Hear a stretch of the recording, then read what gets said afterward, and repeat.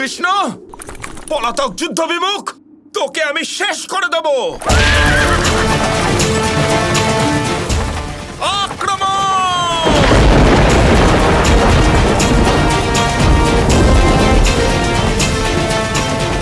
পিতাশ্রী,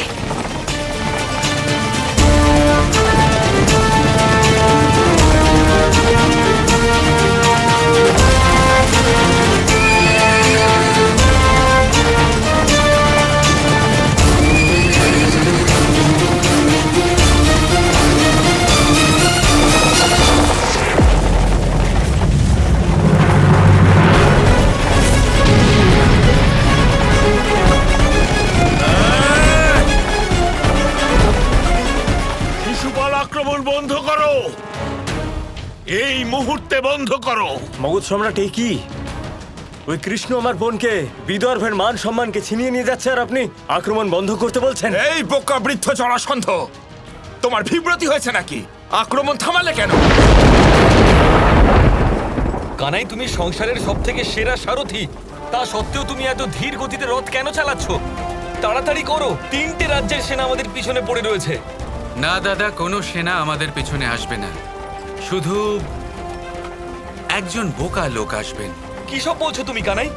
তুমি ওদের রাজকুমারীকে হরণ করেছো, কেউ তোমার পিছনে আসবে না কেন?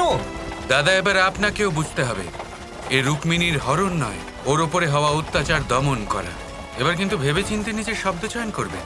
কানাই, এই সময়টা শব্দ চয়নের নয়, নিজের কর্ম চয়নের। ওদের রাজকুমারী আমাদের সঙ্গে আছে, তাহলে ওরা আমাদের পিছু নেবে না কেন?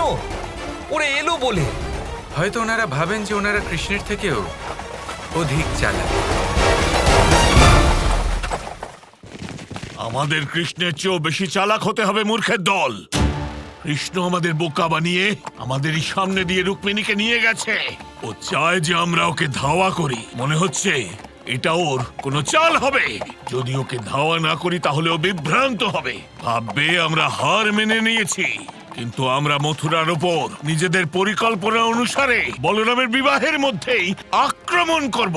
আমাদের পরিকল্পনাতে কোনো পরিবর্তন হবে না। শিশুপাল, তুমি নিশ্চিন্ত থাকো, আসল জয়লাভের পর রুক্মিণী শুধু তোমারই হবে। এ আপনি কেমন কথা বলছেন মগধ সম্রাট? ও বিদর্ভের অপমান করেছে, ওর তো মৃত্যুদণ্ডই পাওয়া উচিত। শান্ত হয়ে যাও রুক্মী, এ হলো আমার আদেশ। আমি আপনার এই আদেশ মানব না। এখন এটা আমার বংশের আর আমার রাজ্যের সম্মানের প্রশ্ন। আমি নিজেই ওই কৃষ্ণকে ধাওয়া করব। ভুলে যেও না রুক্মী, তোমার সৈন্য হলো আমার আদেশের অধীন। তা সত্ত্বেও তুমি যদি যেতে চাও তো যাও, কিন্তু তুমি একলাই যাবে। হ্যাঁ, নিশ্চয়ই যাব, আর নিজের অপমানের প্রতিশোধ নেব ওই কৃষ্ণর থেকে। কি হলো কানাই? এভাবে হঠাৎ রথ কেন থামিয়ে দিলে? আপনাকে বলেছিলাম না একজন বোকা লোক আসতে চলেছে। দেখুন, এখানেই আসছেন।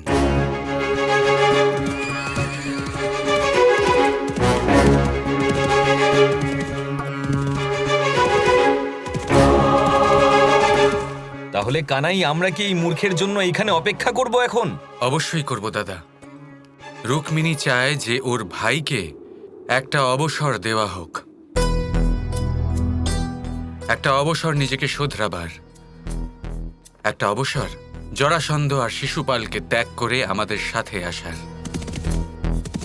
আপনি আমার মনের কথা কি করে জানলেন? একজন নারীর মন কোমল হয়ে থাকে, সবাইকে অতি শীঘ্রই ক্ষমা করে দেয়, আর সব থেকে গুরুত্বপূর্ণ কথা, আপনজনদের সবসময় ভালোই চায়।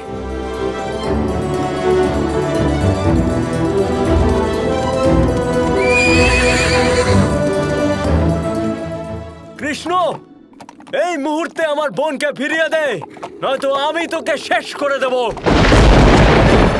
একে তো আমি? না দাদা, ওকে একটা সুযোগ দিতেই হবে। রুক্মী, সত্যি কথা বলতে কি তোমার অপরাধের সংখ্যা এতই যে তোমাকে একটা সুযোগ দেওয়া হলো অনুচিত। শুধু তোমার বোনের জন্য আজ তোমাকে একটা অবসর দিচ্ছি। রুক্মী, প্রত্যেক ভাইয়ের এটা কর্তব্য হলো যে সে তার বোনের স্বাধীনতা আর সম্মানের রক্ষা করে। তুমি এরকম একেবারেই করনি। তুমি নিজের বোনের বিয়ে স্থির করলে শিশুপালের সাথে, সেই শিশুপাল যে কিনা এতটা নিষ্ঠুর, এত অবিবেচক, এত মূর্খ। তুমি জানতে যে এর পরিণাম কি হতে পারত, তাও তুমি এটা করলে।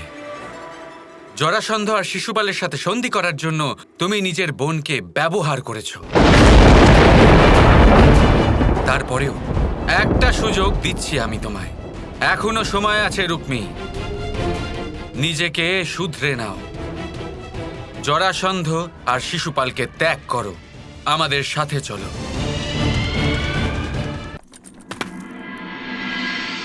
দেখো, নিজে অন্যের মেয়েকে নিয়ে পালাচ্ছিস আর তুই আমাকে ধর্ম শেখাচ্ছিস। এমন কি ভুল করেছি আমি? নারীর ওপর তার বিয়ের আগে তার ভাইয়ের, আর বিয়ের পর তার স্বামীর অধিকার হবে। আর যা আমার অধীনে আছে তার প্রয়োগ করা কিভাবে অনুচিত হতে পারে? সত্যি তো হলো এটাই যে কৃষ্ণ নারীর বদলে রাজ্যের মধ্যে সন্ধি কোনো নতুন ব্যাপার নয়। নারী হলো শুধু শক্তি বাড়ানোর মাধ্যম মাত্র। রাজার পায়ের ধুলো হলো নারী, আর কিচ্ছু না।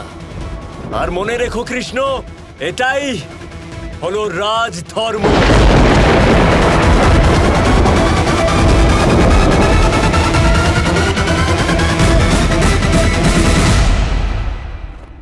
এই সংসারে ধর্মের ব্যাখ্যার এই দুর্গতির জন্যই কৃষ্ণ এখানে এসেছে।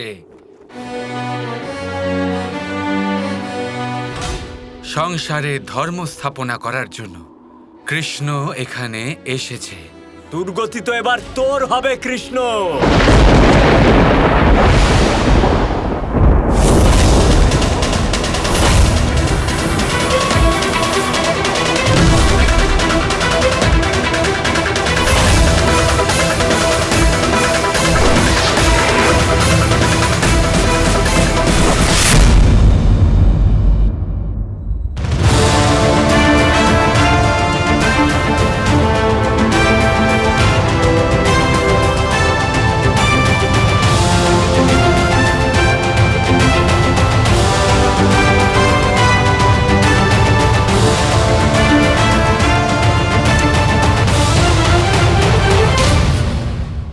ব্যাস, অনেক হয়েছে রুক্মী, এবার তোর অপরাধের সীমা পার হয়ে গেছে।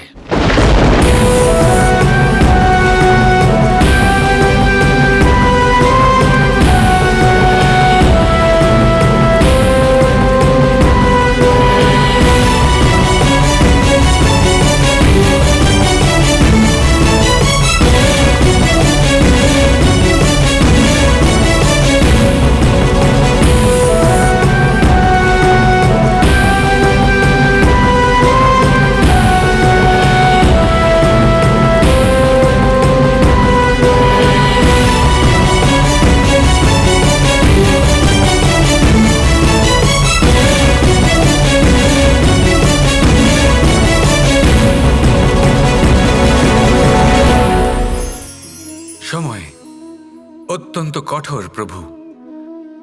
আপনি অনেক লোককে এটা বলতে শুনে থাকবেন, আমার কাছে এত সময় নেই, এই কাজে আসলে অনেক সময় লেগে যাবে, এই বিষয়ে ভাবার জন্য আমার সময় লাগবে। আচ্ছা, আমি আপনাকে একটা কথা বলে রাখি, যদি আপনি এটা নিশ্চিত করার জন্য বেশি সময় নিয়ে ফেলেন যে আপনার কি করা উচিত, তাহলে সময় এটা নিশ্চয়ই করে নেবে যে আপনার সাথে কি করা যেতে পারে। কারণ এই সময় এ কিন্তু অত্যন্ত কঠোর।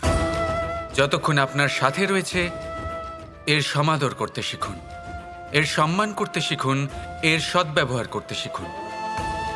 যদি এরকম না করেন তাহলে এই সময়ের নিজেকে আর আপনাকে বদলাতে অধিক সময় লাগবে না।